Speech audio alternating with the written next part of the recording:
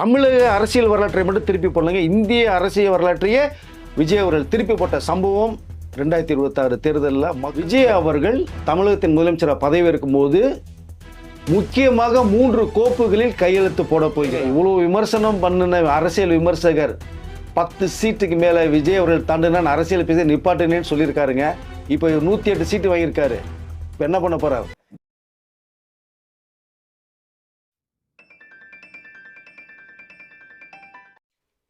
மூத்த பத்திரிகையாளர் வெங்கடேஷ் சார் நம்மளோட இணைஞ்சிருக்காரு. வணக்கம் சார். வணக்கம் சார். நீங்கள் சென்னையில் எந்தெந்த பகுதியெல்லாம் பிடிக்க போகுது, எத்தனை சதவீதம், எத்தனை ஓட்டெல்லாம் வரப்போகுதுன்னீங்களோ அது எல்லாமே டோட்டலாக வந்துருச்சு. இப்போ என்ன கேள்வினா, விஜய் அவர்கள் சிஎம் ஆகணும் அப்படி என்றால் அவர் பெரும்பான்மையை நிரூபிக்கணும். அதுக்கு வந்து பார்த்தீங்கன்னா இன்னும் 10 எம்எல்ஏக்கள் தேவை. இப்போ விஜய் வந்து என்ன முடிவெடுத்திருக்காரு, எந்த எம்எல்ஏக்கள் வந்து தாவேக்காக்கு வந்து பார்த்தீங்கன்னா ஆட்சி அமைப்பதற்காக யார் வரப்போகிறாங்க, இப்போ ஒரு கிளைமேக்ஸ் பரபரப்பாக போயிட்டுருக்கு. அடுத்தடுத்து என்ன சார் நடக்க போகுது? முதல்ல வந்து தமிழகத்தின் முதலமைச்சராக பதவியேற்க போகும் விஜய் அவர்களுக்கு, சிஎம் சார் அவர்களுக்கு முதல்ல வாழ்த்துக்களை நான் தெரிவிச்சுக்கிறேன். நம்ம சேனல் மூலமாக வாழ்த்துக்கள் தெரிவிச்சுக்கிறேன். நம்ம சேனல் நிறைய பார்க்கப்பட்ட ஒரு விஷயம் இருக்குது. நம்மளுடைய நேயர்கள் நிறைய விஷயங்களை கமெண்ட் செக்ஷனில் கருத்துக்களை பதிவு பண்ணதையும் விஜய் அவர்கள் பார்த்த விஷயமும் இருக்குது. ஸோ இரண்டாவதாக விஜய் அவர்களுடைய அந்த கனவை நினைவாக்கிய, அவருடைய அன்பு செலுத்திய, வாக்குகளை செலுத்திய நம்ம தமிழக மக்களுக்கும் ரசிகர்களுக்கும் தொண்டர்களுக்கும் நம்மளுடைய மகிழ்ச்சியை நன்றியை தெரிவித்துக் கொள்ளுங்கள் சார். நீங்களும் கமெண்ட்ஸில் சிஎம் சாருக்கு வாழ்த்துக்கள் தெரிவிச்சிருங்க. கமெண்ட்ஸில் சொல்கிறேன். எஸ், நம்ம பார்க்குற நேயர்கள் நீங்களும் வாழ்த்துக்கள் சொல்லிடுங்க. இப்போது கிட்டத்தட்ட யாரும் எதிர்பார்க்காத மிகப்பெரிய தனி பெருமையான ஒரு வெற்றியை வந்து விஜய் அவர்கள் வந்து பெற்றிருக்காங்க 50 வருஷத்தில். எஸ், கிட்டத்தட்ட அரசியல் வரலாற்றையே தலைகீழாக திருப்பி போட்டிருக்கார் விஜய் அவர்கள். ஏன்னா தனி ஒரு மனிதனாக மிகப்பெரிய போராட்டங்களை சந்தித்து இந்த வெற்றியை பெற்றிருக்கார். சாதாரணமான வெற்றி கிடையாது இது. இன்றைய அரசியல் பெரிய பெரிய தலைகள் எல்லாமே வந்து மிகப்பெரிய சரித்திர சாதனை இது. அது விஜய் அவர்கள் பெற்றிருக்காங்க. அப்படிங்கிற அளவு தான் நிறைய விஷயங்களை வந்து பேச முடியாத சூழ்நிலை உருவாயிருக்கு. இப்போ 108 சீட்டுகளை தனி பெரும்பான்மையோட தன் வசம் வைத்துடுற அந்த விஜய் அவர்கள் வந்து முக்கியமாக சில ஏரியாக்கள் மட்டுமே வந்து என்ன நான் வாங்கியிருக்கேன் மட்டும் நான் வந்து சொல்லிக்கல விரும்புகிறேன். நான் ஏற்கனவே சொன்னது மாதிரி தான் 1.5 கோடி வாக்குகளை 180 லட்சம் வாக்குகளை சாலிடாக தட்டி செல்வார் விஜய் அவர்கள்.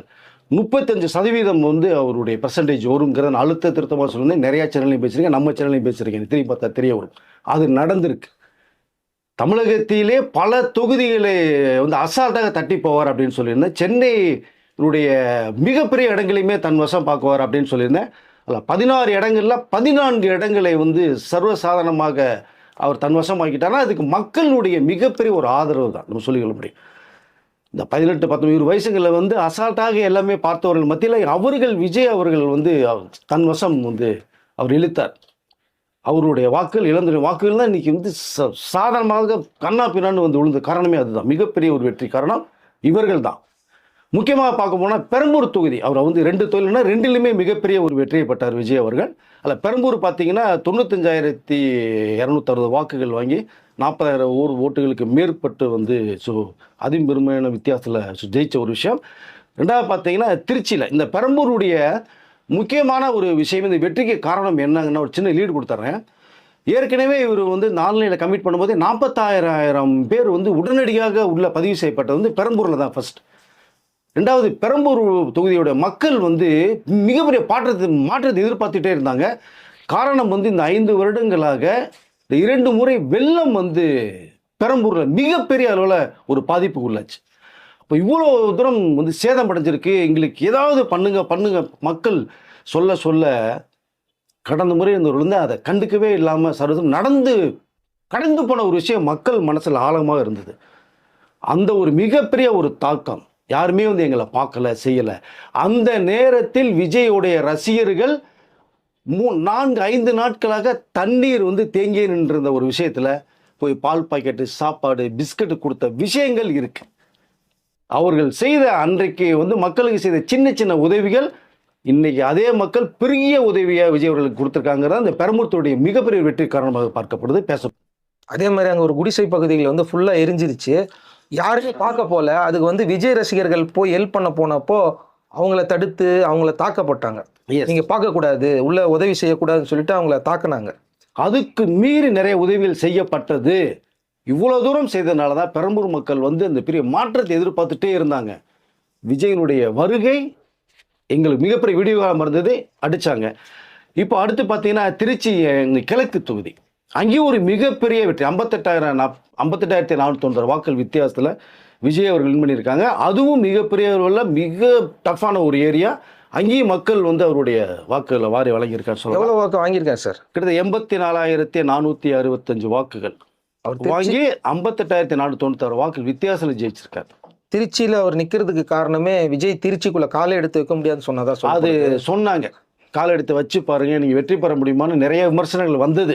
நம்ம விஜய் கடந்து போனோமா, நம்மளும் கடந்து போயிடலாம், ஏற்பட்ட பேருக்கு தெரிஞ்ச விஷயம் தான். பட் அதுக்கு மீறி செலக்ட் பண்ணது காரணமே அதுதான்.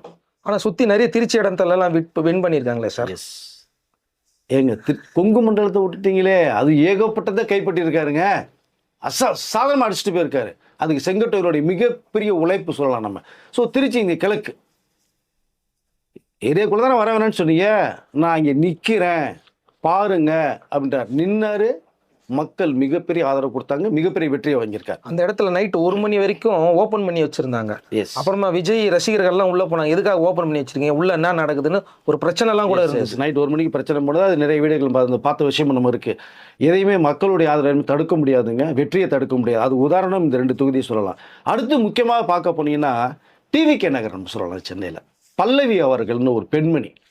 ஸோ அந்த அவங்க பிரச்சாரத்துக்கு போகும்போது பார்த்தீங்கன்னா கர்ப்பமாக இருக்காங்க. அந்த கர்ப்ப காலத்திலையும் அந்த அடிக்கிற வெயிலில் அந்த மக்கள் சந்திப்பு பிரச்சாரத்தை மேற்கொண்டாங்க. அது எல்லா பேருமே சொன்னாங்க, ஏமா இந்த இதில் நீ மாசமாக இருக்கிற பொண்ணு ஏமா வரலான்னு கூட பேசப்பட்டது இருக்கு. ஆனால் உங்கள் அன்பையும் வாக்கு எனக்கு வேணும் போது இதோட நான் வரேன் நான் அப்படின்னு பேசப்பட்ட ஒரு விஷயம் இருக்குது. அது இங்கேயும் பார்த்தீங்கன்னா 59,469 வாக்குகள் வாங்கி அந்த பெண்மணி ஜெயிச்சிருக்காங்க. மொத்தமாக பார்த்தீங்கன்னா டிவிக்கில் வந்து 13 பெண்கள் மிகப்பெரிய வெற்றி பெற்றிருக்காங்க. 13 பெண்களுமே சட்டசபைகள் உள்ளே போகிறாங்க.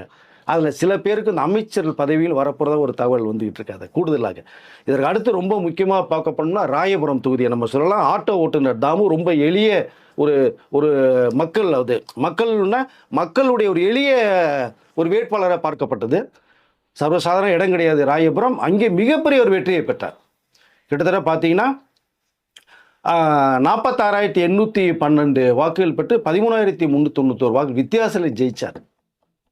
ஸோ இது சாதாரண விஷயம் கிடையாதுங்க. வட சென்னையை அவ்வளோ சீக்கிரம் பிடிக்க முடியாது. எவ்வளோ பெரிய தொகுதி தெரியுமா அது உங்களுக்கு? நான் சொல்ல வேண்டியதே இல்லை.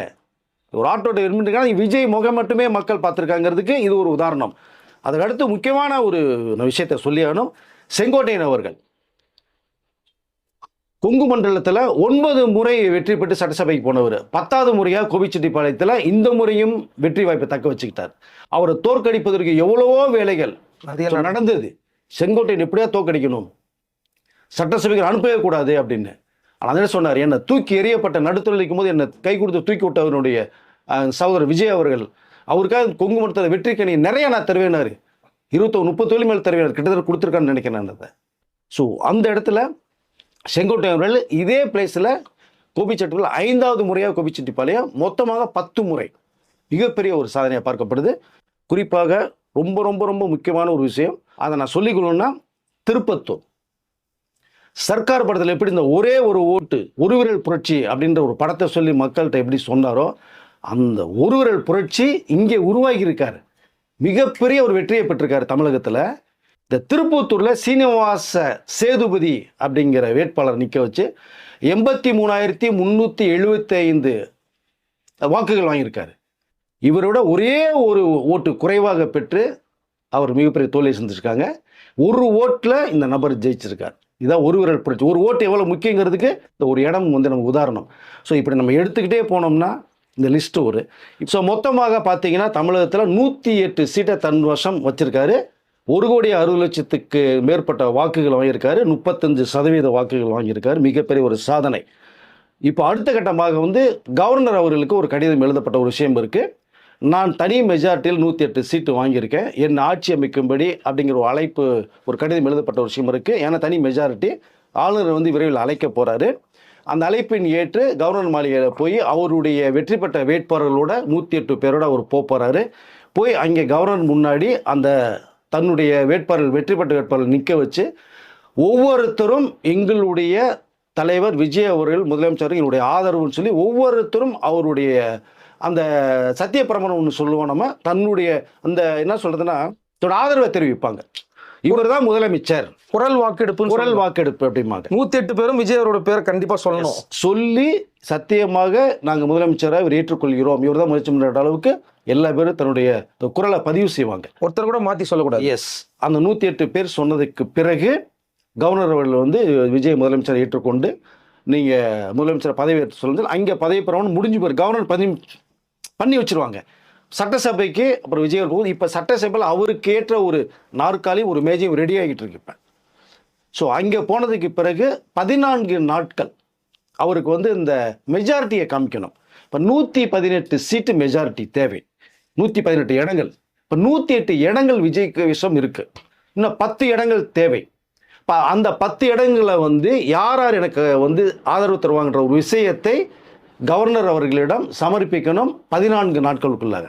அதற்கு வேண்டிய ஏற்பாடுகள் இப்போவே போய்கிட்டு இருக்கு.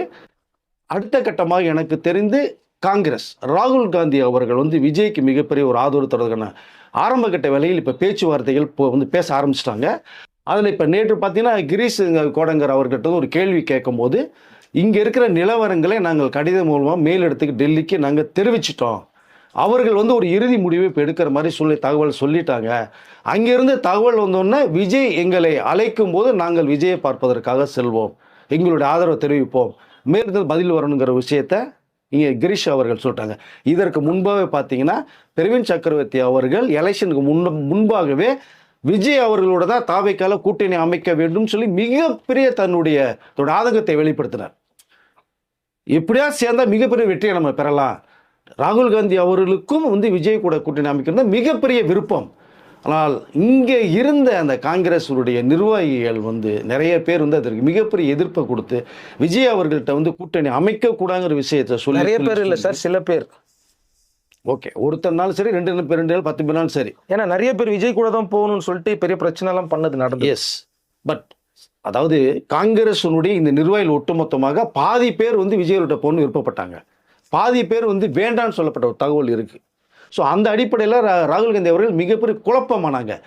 இன்னொரு பக்கம் பார்க்கும்போது அவருடைய தாயார் அவர்களும் வந்து வேண்டாங்கிற ஒரு விஷயத்தை சொல்லும்போது அவரால் இறுதிக்கட்ட ஒரு முடிவு எடுக்க முடியாமல் ஒரு சூழ்நிலை தள்ளப்பட்டார். ஆனால் கரூர் சம்பவத்தில் வந்து விஜய் அவர்களுக்கு வந்து முதல் முறையாக தொலைபேசி மூலமாக வெளிநாட்டில் இருக்கும்போது ஆறுதல் சொன்னவர் ராகுல் காந்தி அவர்கள். ஸோ அந்த ஒரு சம்பவம் விஜய் அவர்களுக்கு ரொம்ப பிடித்தது ஒன்று. காங்கிரஸ் பற்று உள்ளவர், பட் கடந்து போயிடுச்சு. இப்போ கண்கட்ட பிறகு சூரிய நமஸ்காரம் முடிந்தது, ஓகே. ஆனால் இப்போ காங்கிரஸ் மிகப்பெரிய ஒரு ஆதரவு தரதுக்கான வேலைகள் இப்போ வந்து ஆரம்பிச்சிருக்காங்க. இப்போ 5 பேர் கிடைச்சிட்டாங்க சார். 108 சீட்டு தன் வசம் வச்சிருக்காரு. 5 சீட்டு வரப்போது 113,000. இப்போ இன்னொரு 5 சீட்டு சார், ஒரு 5 சீட்டு மட்டும் வரும். அதற்கு வேண்டிய ஏற்பாடுகளை இப்போ மற்ற கூட்டணி கட்சி இருக்காங்க இல்லையா, சரி, அவர்கள் வசம் அவர்களே பேசுவதற்கான தயாரான ஒரு சூழ்நிலை இப்போ பண்ண போறன்ற தகவல் நமக்கு வந்திருக்கு. அதுல வேற கிட்டத்தட்ட எனக்கு தெரிந்த ஒரு 15 பேர்கள் மினிமம் வர்றதுக்கான வாய்ப்புகள் விஜய் கிட்ட வர்ற வாய்ப்புகள் இருக்கு. அதுல குறிப்பாக ஒரு 5 பெண்கள் உள்பட வர்றது மாதிரி ஒரு தகவல் பேசப்பட்டு வேற ஒரு கட்சியிலேருந்து வரப்போறாங்க. அது 2 கூட்டணியும் வர்றதுக்கான வாய்ப்புகளும் இருக்கு. காங்கிரஸ் ஒரு பக்கம் கிட்டத்தட்ட வந்துட்டாங்க, இன்னொரு கூட்டணி வர்றதுக்கான பேச்சுவார்த்தைகள் போயிட்டு இருக்கு, நெருங்கிக்கிட்டு இருக்கு. மொத்தத்தில் தமிழகத்தின் முதலமைச்சராக திரு விஜய் அவர்கள் பதவி பிரமாணம் செய்ய போகிறாங்க. அதில் எந்த வேறு மாற்று கருத்துமே இல்லைங்கிறத நான் தெளிவுபடுத்திக்கல விரும்புகிறேன் சார். சார், அப்புறமா நிறைய பேர் வந்து இப்போ விஜய்க்கு வாழ்த்துக்கள் சொல்லியிருக்கிறாங்க. அதில் ஒருத்தர் வந்து விஜய் கூட படத்தை விட்டு அந்த படத்தையே காலி பண்ணுற அளவுக்குலாம் ஒரு வேலை பார்த்தாரு. இப்போ திடீர்னு ஜம்ப் பண்ணிட்டு இங்கே வந்துட்டாரு சார். அங்கேருந்து ஒரு ஜம்ப் பண்ணி வந்து முதல் வாழ்த்து தெரிவிச்சிருக்கிறாரு. அதுதான் அரசியலில் வந்து எது நடக்குதுக்கு. அதுதான் நேற்றைய ஒரு விமர்சனம், இன்றைய விமர்சனம், நாளைய விமர்சனம். இன்னைக்கு ஒரு இடத்துல இருப்பேன், நாளைக்கு ஒரு இடத்துல இருப்பேன், ஜெயிச்சா அவங்ககிட்ட வந்து நான் சேர்ந்துப்பேன், அப்படிதான் இருக்கு. அது எல்லாரும் தெரிந்த ஒரு விஷயம் தான். பட் இந்த வாழ்த்துக்களை வந்து நம்ம பார்க்கும்போது பார்த்தா கிட்டத்தட்ட தமிழ் திரையுலகத்தை சேர்ந்த எல்லா பேருமே விஜய் அவர்களுக்கு வாழ்த்துக்கள் சொல்லு. ஸோ நம்மளோட இருந்த ஒரு நபர் மிகப்பெரிய ஒரு வெற்றியை, தனிப்பெருமனை வெற்றியை பெற்றிருக்காரு. அப்படிங்கிற போது குறிப்பாக இங்கே நம்மளுடைய இந்திய நாட்டின் பிரதமர் மோடி அவர்கள் மிகப்பெரிய வாழ்த்தை சொல்லியிருக்காங்க. மிகப்பெரிய ஒரு சரித்திர சாதனை பண்ணியிருக்கார் விஜய் அவர்கள். எங்களுடைய ஒத்துழைப்பு தமிழ் மாநிலத்திற்கு அத்தனையும் நாங்கள் தருவோம் விஜய் அவருடைய ஆட்சியில் அப்படிங்கிற அளவுக்கு ஒரு தகவல் பேசப்பட்ட ஒரு வாழ்த்துக்கள் சொல்லியிருக்காங்க. அடுத்து பார்த்தீங்கன்னா ராகுல் காந்தி அவர்கள் தொலைபேசி மூலமாக 15 நிமிடம் பேசியிருக்கார் விஜய் அவர்கிட்ட. ஃபஸ்ட்டு வாழ்த்து சொன்னதே அவருடைய ராகுல் காந்தி அவர்கள் தான். நெருங்கிய நட்பு வேற இருக்கவர்களுக்குள்ள அந்த ஒரு விஷயம் பார்க்கப்படுது. அடுத்து பார்த்தீங்கன்னா அண்ணாமலை அவர்கள் மிகப்பெரிய வாழ்த்துக்களை சொல்லியிருக்காங்க. அதை இதற்கு அடுத்து அப்படியே நீங்கள் வந்தீங்கன்னா தமிழ் திரையுலகத்தை சேர்ந்த சூப்பர் ஸ்டார் ரஜினி அவர்கள் மிகப்பெரிய வாழ்த்துக்கள் சொல்லியிருக்காங்க. கமல் அவர்கள் ஸோ மிகப்பெரிய வாழ்த்தை பதிவு பண்ணியிருக்காங்க. அதற்கடுத்து நம்ம முக்கியமாக பார்க்கணும்னா அவருடைய நெருங்கிய நண்பர் அஜித் அவர்கள். அவர் ஓட்டு விஜய்க்கு தான் விழுந்ததுன்ற மாதிரிலாம் நிறைய பேர் சொல்லிட்டு இருந்தாங்க. அது சொல்லி தான் தெரியணுமா? ஏங்க மிக நெருங்கிய நட்பு வட்டாரம்.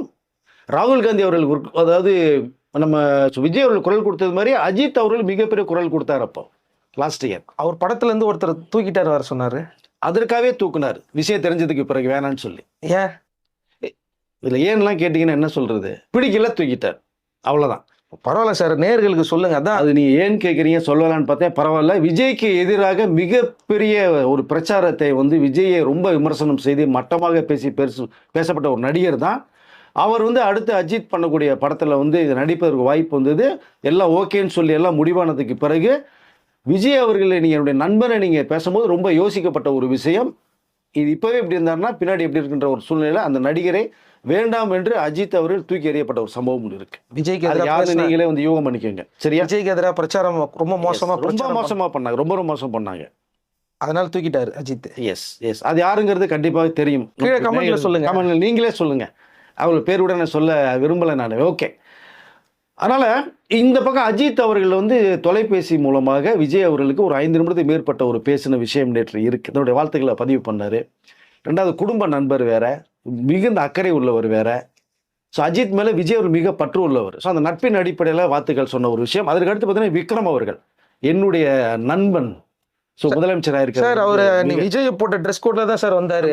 ஏங்க நிறைய பேர் விஜய் அவர்கள் போட்ட காஸ்டியூம்ல ஓட்டே போட்டு போனாங்க. அதுல சிம்பு வந்தாரு, சொல்லிட்டாரு உங்களுக்கு. ஜெயே பல நடிகர்கள் வந்தாங்க. விக்ரம் அவர்கள் மிகப்பெரிய வாழ்த்துக்களை பதிவு பண்ணாங்க. அப்புறம் சிம்பு அவர்கள் தான் ரொம்ப வித்தியாசமான சில வாழ்த்துக்களை நேற்று பதிவு பண்ணியிருக்காரு. அப்புறம் ஜீவா அவர்கள், அப்புறம் எஸ்கே குறிப்பாக துப்பாக்கியை கொடுத்துட்டு போனாங்க இல்லையா, நீங்கள் ஏதோ முக்கியமான வேலையை அப்புறம் நீங்கள் போகிறீங்க இங்கே நான் பார்த்துக்கிறேன்னு சொன்ன அந்த தகவல் எஸ்கே அவர்கள் இப்போ மிகப்பெரிய ஜனநாயகன் படம் வர நேரத்தில் இவர் படத்தை நடுவில் விட்டாரு சார். அதாவது இப்போ அதுக்குள்ளே போவேன்னு நினைக்கிறேன். எதுக்கு அது விடுங்க, முடிஞ்சு போச்சு. கதம் மாதிரி நம்ம விஜய் சார் சொன்னது மாதிரி கதம்னு சொன்னார் இல்லையா, விஜய் அவர்களே கடந்து போயிடுவார். ஏங்க இவ்வளோ விமர்சனம் பண்ணின அரசியல் விமர்சகர் 10 சீட்டுக்கு மேலே விஜய் அவர்கள் தாண்டினா அரசியல் பேச நிப்பாட்டுனேன்னு சொல்லியிருக்காருங்க. இப்போ 108 சீட்டு வாங்கியிருக்காரு. இப்போ என்ன பண்ண போகிறார்? இன்னைக்கு அவரே வேற மாதிரி பேச ஆரம்பிச்சிருக்காங்க போது அரசியல் இதெல்லாம் நடக்கும். ஓகே, விமர்சனம் பண்ணீங்க, தப்பு இல்லை. ரொம்பவும் அழுத்தம் திரும்ப அடித்து ஒருத்தர் விமர்சனம் பண்ணிட்டு அவசியம்னு சொல்லிக்கலாம் விரும்புகிறேன். தயவுசெய்து நீங்கள் இப்போ 108 சீட்டு வாங்கிட்டாரு, நீங்கள் 10 சீட்டு வாங்கினா அரசியல் பேச மாட்டேன்னு சொன்னீங்க. உங்களை பார்த்து ரசித்தவர் நிறைய பேருக்கு உங்களுக்கு ஃபேன் பாய் இருக்காங்க, அருமையான அரசியல் விமர்சகர். தயவுசெய்து நீங்கள் யாரும் இல்லை, ரங்கராஜ் பாண்டே அவர்கள் தான் மதிப்பு மரியாதை உள்ள நபர் தான். உங்கள் மேலே விஜய் அவர்களுக்கு தனி மரியாதையும் இருந்தது, அதனால் பேசிட்டீங்க. அதனால் தயவுசெய்து நான் சொல்லிக்கொள்ள அரசியலை நீங்கள் பேசாமல் நிப்பாட்டி விடாதீர்கள். கடந்து போயிடுவோம். நீங்கள் அரசியல் பேசுங்கள், அது சரியானதாக இருக்கும். உங்கள் குரலை ரசித்தவர்கள் நானும் ஒருத்தன் சொல்லிக்கொள்ள விரும்புகிறேன். நான் அருமையான ஒரு மனிதர். ஓகே, கடந்து போயிடலாம் நம்மளும் அதை. இதற்கு அடுத்து பார்த்தீங்கன்னா நிறைய பேர் இந்த லிஸ்ட்டில் சிவகுமார் அவர்களும் மிகப்பெரிய தன்னுடைய வாழ்த்து. ஏன்னா ஓட்டு போடும்போதே மிகப்பெரிய ஒரு பதிவை பண்ணார் சிவகுமார் அவர்கள். அவர் எதிர்த்து அவர் மோசமா பேசினாங்க, அவர் கேவலமா பேசினாங்க, நிறைய பேர் பேசினாங்க. ஆனால் நாகரீகமாக அவர் பேசின விஷயங்கள் இருக்குது. இளைஞருடைய வாழ்க்கை சீரழி போன்ற அந்த பதிவு தான் அது குடி நோயாளியா மாறிட்டாங்க சொன்னதுல ஒரு தப்பும் கிடையாது. அதுக்கு அவரை போய் ரொம்ப வல்கரா பேசி அவரை கேவலமா பேசி, அதனால் சிவகுமார்களுடைய வாழ்த்து இங்க மிகப்பெரிய பார்க்கப்படுது. ஒட்டுமொத்தமாக தமிழ் திரையுலகம், அரசியல் சார்ந்த மிகப்பெரிய தலைவர்கள், தமிழக அரசியல் வரலாற்றை மட்டும் திருப்பி போடலங்க, இந்திய அரசியல் வரலாற்றையே விஜய் அவர்கள் திருப்பி போட்ட சம்பவம் 2026 தேர்தலில் மக்கள் மிகப்பெரிய வாக்குகளை பதிவு பண்ணதனுடைய காரணமாக ஒரு புதிய தோற்றத்தை உருவாகிறார் அப்படின்னு நம்ம சொல்லிக்கொள்ள முடியும். ஸோ தமிழகத்தின் முதலமைச்சராக விஜய் அவர்கள் பதவிப்பிரமாணம் செய்கிற அந்த நாள் நீங்கள் ரொம்ப செலிப்ரேட் பண்ணுங்கள், உங்களுடைய வாழ்த்துக்களை நீங்கள் பதிவு பண்ணுங்க என்று சொல்லிக்கலாம் நான் விரும்புகிறேன் சார். அடுத்த வீடியோவில் யார் அந்த கூட்டணிக்கு போக போகிற இன்னொரு கட்சி அப்படிங்கிறத சொல்கிறோம். அது மட்டும் இல்லாமல் இதில் முக்கியமான ஒருத்தர் சபாநாயகர் ஆக போகிறாரு. அவங்க பேரும் நம்மளுக்கு தெரியும், அடுத்த வீடியோவில் சொல்கிறேன். யார் யாரெல்லாம் மினிஸ்டர் ஆக போகிறாங்கிற டீட்டெயிலும் எங்களுக்கு தெரியும். சபாநாயகர் ஆகிறதுக்கு அத்தனை தகுதியிலும் அவர்கிட்ட இருக்கு. அவருடைய தமிழ் நல்லா இருக்கும், தமிழ்ல குரல் அவ்வளோ தெளிவாக இருக்கும், சிறந்த பேச்சாளர், எல்லா விஷயமும் தெரிந்தவர். நான் பேசுகிறேன், சொல்கிறேன். இதற்கு அடுத்து பார்த்தீங்க அப்படின்னா விஜய் அவர்கள் தமிழகத்தின் முதலமைச்சராக பதவி இருக்கும்போது முக்கியமாக 3 கோப்புகளில் கையெழுத்து போட போகிறார். அதுவும் அடுத்த வீடியோவில் சொல்கிறோம். அது இப்போவே தெரியும், ஆனால் நான் அடுத்த வீடியோவில் சொல்கிறேன். என்னங்கிறத நீங்கள் கமெண்ட் செக்ஷனில் பதிவு பண்ணுங்கள். அடுத்த வீடியோவில் உங்களுக்கு சந்திக்கிறேன் சார்.